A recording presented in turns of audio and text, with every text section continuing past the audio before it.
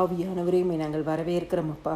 புதிய நாளுக்காய் உமக்கு நாங்கள் நன்றி செலுத்துகிறோம். சங்கீதம் 55:1-2. தேவனே, என் ஜெபத்தை கேட்டருளும், என் விண்ணப்பத்திற்கு மறைந்திராதையும், எனக்கு செவி கொடுத்து உத்தரவு அருளி செய்யும். சத்துருவனுடைய கூக்குரல் நிமித்தம், துன்மார்க்கர் செய்யும் இடுக்கத்தின் நிமித்தமும் என் தியானத்தில் முறையிடுகிறேன். கர்த்தர் கொடுத்த நல்ல வார்த்தைகளுக்காய் கர்த்தருக்கு நன்றி செலுத்துவோமாக.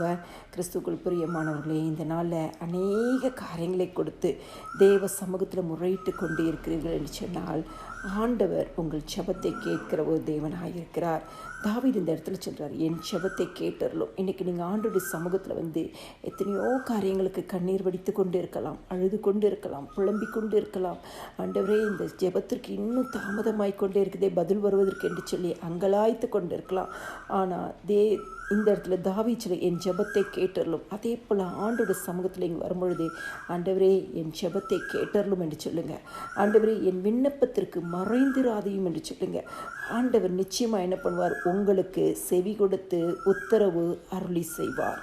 கர்த்தர் செவி கொடுக்கிற ஒரு தேவனாக இருக்கிறார். மறு உத்தரவு கொடுக்கிற தேவனாக இருக்கிறார். உங்கள் ஜெபத்தை கேட்கிற தேவனாக இருக்கிறார். உங்கள் விண்ணப்பத்திற்கு மறைந்திராத தேவனாக இருக்கிறார்.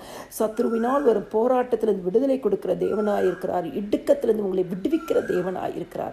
இந்த காலை வேளையில் தேவத்துக்கு வந்திருக்க உங்களுக்கு ஆண்டவர் உங்கள் ஜெபத்தை கேட்டு உங்கள் விண்ணப்பத்திற்கு பதில் கொடுத்து உங்களுக்கு செவி கொடுத்து உங்களுக்கு உத்தரவு இன்னைக்கு அருளி செய்வார்.